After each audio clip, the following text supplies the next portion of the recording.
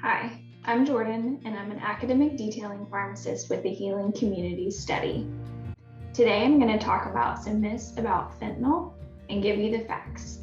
Fentanyl is a synthetic opioid that's 50 times as potent as heroin. Synthetic means that it's made in a laboratory.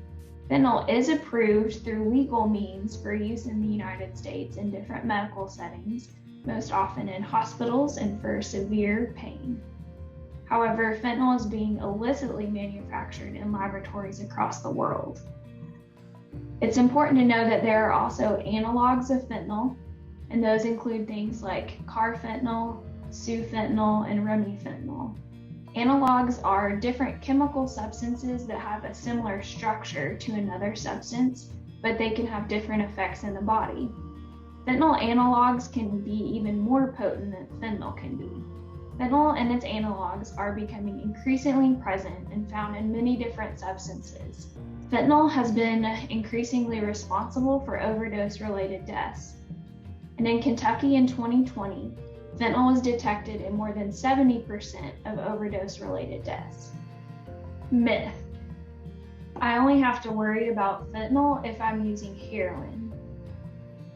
Unfortunately, fentanyl and its analogs are becoming increasingly found in other substances besides opioids.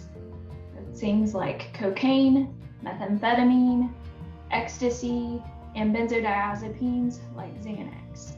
It's very difficult to tell if what you are using could have fentanyl or a fentanyl analog in it. It can be in the form of powder or pressed into a pill. So it really is safest to assume that what you are using could have fentanyl present. Myth: fentanyl is Narcan resistant. Naloxone, also known as Narcan, does work to reverse an overdose from fentanyl. You may have heard that fentanyl is so potent that naloxone won't work to reverse an overdose for it, but this is not true. Naloxone works to reverse an overdose from fentanyl in the same way that it does for heroin.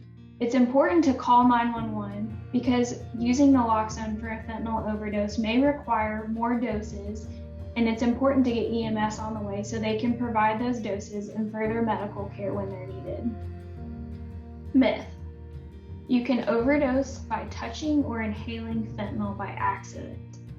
Being around open fentanyl and inhaling it or touching it by accident is not enough to result in an overdose. This myth has been perpetuated by reports in the media of accidental overdose by first responders. Importantly, touching a person who has overdosed on fentanyl is not a danger to you.